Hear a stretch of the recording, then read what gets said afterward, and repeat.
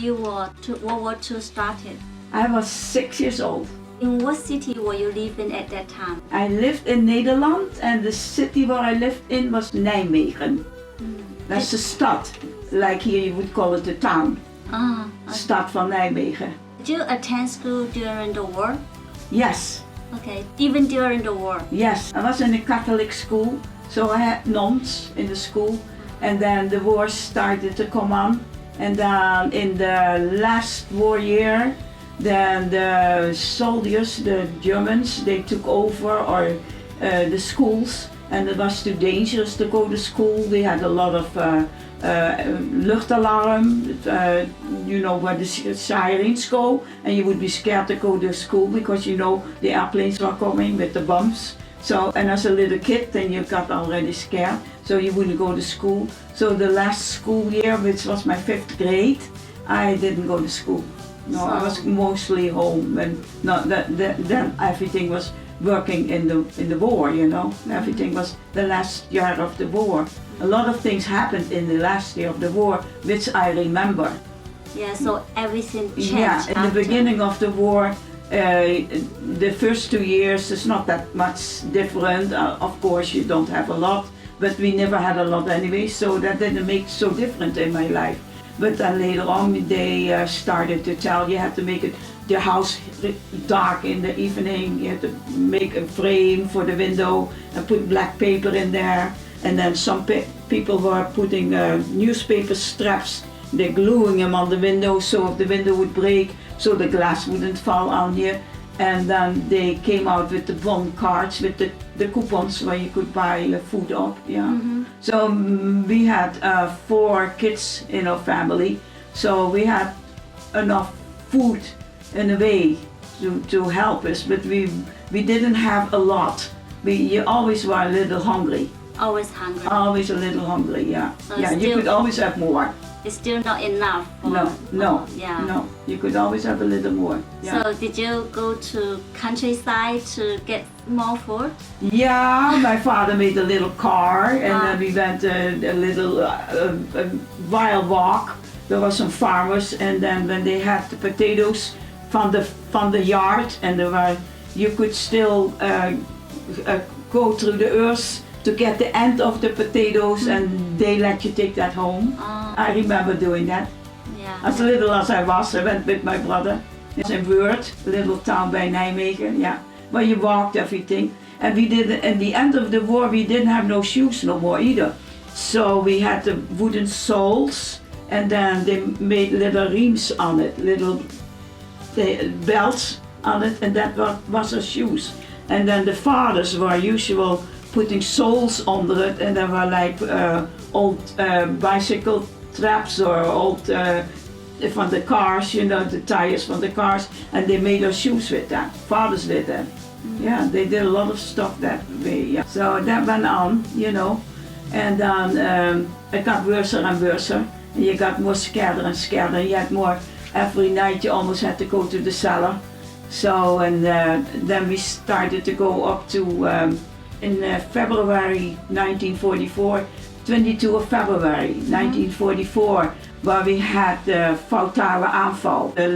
The airplanes, the friendly airplanes were attacking Nijmegen, Enschede and Arnhem. And there was friendly fire. There were the Germans who were doing that.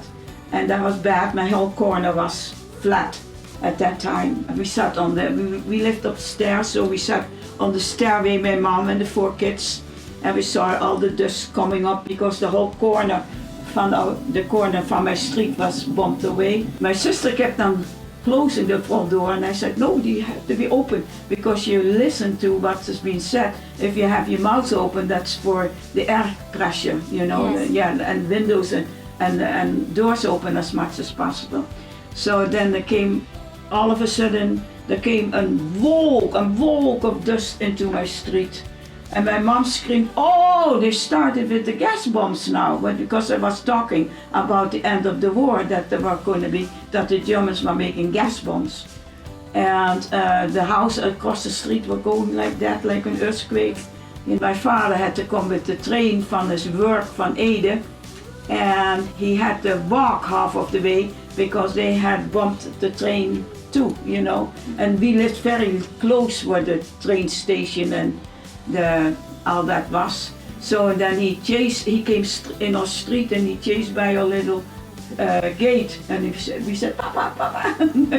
He had to come back, you know. Yeah, those are the things you remember. Did you lose any family member in the war? Yeah, the biggest thing in my life that stamped my life, that is 1944, the 1st of November. My town was already being freed, and I wanted to say something about the street fights we had.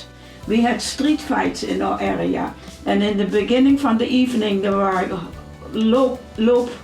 holes, and there were the Germans in there in the beginning of the evening, and then in the morning there would be the other soldiers.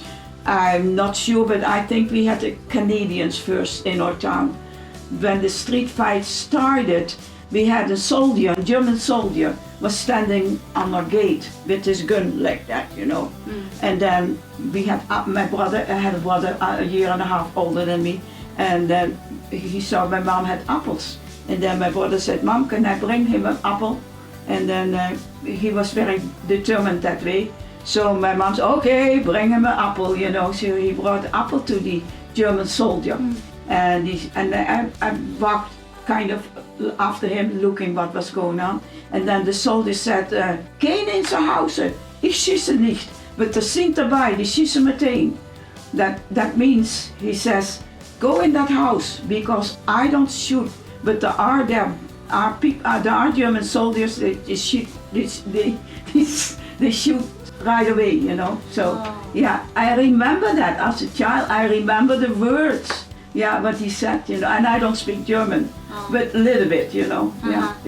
And you remember? So then were the street fights. So then, as I said, my town, not whole Nederland was free, but my town, Nijmegen, was 6 weeks free. But they were still fighting the Americans and whatever they were fighting, and the Germans, and they were going over the town and they were shooting with all kind of things, and that is where my house got grenaded with a projectile that came through 7 walls and came into a hole in front of our cellar where the coals were, and there is where it ontploft. And in that cellar were my mom and and 4 of her kids. And it started with an alarm. And then my father said, why don't you stay here? We were on top of that, we lived on top of that house. Why don't you stay here? Because it's over in a minute. So my mom said, no, we have to go to the cellar. So we went into the cellar, and then we got the grenade in there. Yeah, and my father had just come down and his foot was in the front door. He couldn't even come in the cellar. That is as fast as it worked. My little brother, 3 years younger than me, died in the cellar. And my sister, 3 years older, died in the cellar. And a man who had been undercover for 4 years and was just free because my town was 6 weeks free, so he was free, he was open, and he went also in the cellar for cover up, and he got killed there too. Yeah. There you just go on, my mom went to the hospital and was in the hospital for a while. And my mom was 6 months pregnant. So, and then we went to my opa and oma, my grandfather and grandmother, and we went to live there because our house was bombed. And so on. You just go on and whatever they have to be doing, you know. So often I think, what did we do, you know? Yeah. So after a while we went back to Nijmegen, but it was never more the same. We had another house, and you have a feeling when you're lost. You don't have a house no more, you know.